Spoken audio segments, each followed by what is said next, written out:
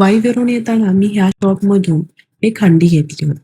मातीच्या भांड्यामध्ये स्वयंपाक करण्याआधी काही स्टेप्स फॉलो कराव्या लागतात. तर ते काय काय स्टेप्स आहेत हे मी तुम्हाला आजच्या व्हिडिओमधून सांगणार आहे. मार्केटमधून आणल्या तुम्ही जर त्याला फक्त नॉर्मल सोपने वॉश केलं, तर तुम्ही जर त्याच्यामध्ये स्वयंपाक बनवला तर तुम्हाला अगदी माती माती खाल्ल्यासारखं वाटेल. म्हणून काही स्टेप्स असतात त्या फॉलो कराव्या लागतात. आता ह्या हंडीची क्वालिटी खरंच खूप छान होती.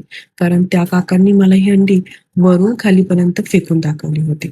पण हे करण्यासाठी माझ्यात तेवढी हिंमत नव्हती. म्हणून मी तुम्हाला नाही दाखवू शकले. तर सगळ्यात आधी ही हंडी तुम्हाला पाण्यामध्ये 12 तास भिजत ठेवावी लागेल. तर त्यासाठी मी एका टबमध्ये पूर्ण पाणी भरून घेतलं. जेणेकरून ही हंडी त्याच्यामध्ये व्यवस्थित डीप होईल आणि सगळ्या बाजूंनी व्यवस्थित भिजून जाईल. सगळ्यात महत्वाची स्टेप हीच आहे. आता 12 तासानंतर ही हंडी मी बाहेर काढली. हिला पूर्णपणे ड्राय करून घेतली आणि तुम्ही बघू शकता आता हंडी पूर्णपणे ड्राय आहे आणि याच्यानंतर तुम्हाला ही गॅसवर ठेवायची आहे. पण लगेच गॅस चालू न करता त्याच्यामध्ये आधी थोडंसं तेल टाकायचं आहे. तेल टाकल्यानंतर ते थोडंसं गरम झालं की गॅस बंद करायचा आणि हे तेल सगळीकडं लावून घ्यायचं.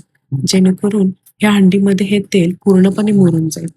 आता त्या काकांनी मला हेही दिलं आणि हे सांगितलं, की तुम्ही हे स्टेप फॉलो करा आणि तुम्हाला जर काही प्रॉब्लेम आला तर तुम्ही मला कॉन्टॅक्ट करू शकता. ऑइलिंग केल्यानंतर ही अंडी आता पूर्णपणे सुकलेली आहे आणि आता ही रेडी टू यूज आहे.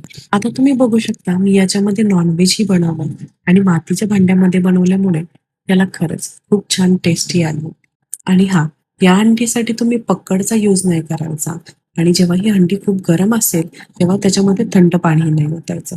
तुम्हाला जर हा व्हिडिओ आवडला तर तुम्ही मला नक्की कॉमेंट करून सांगा. Thank you.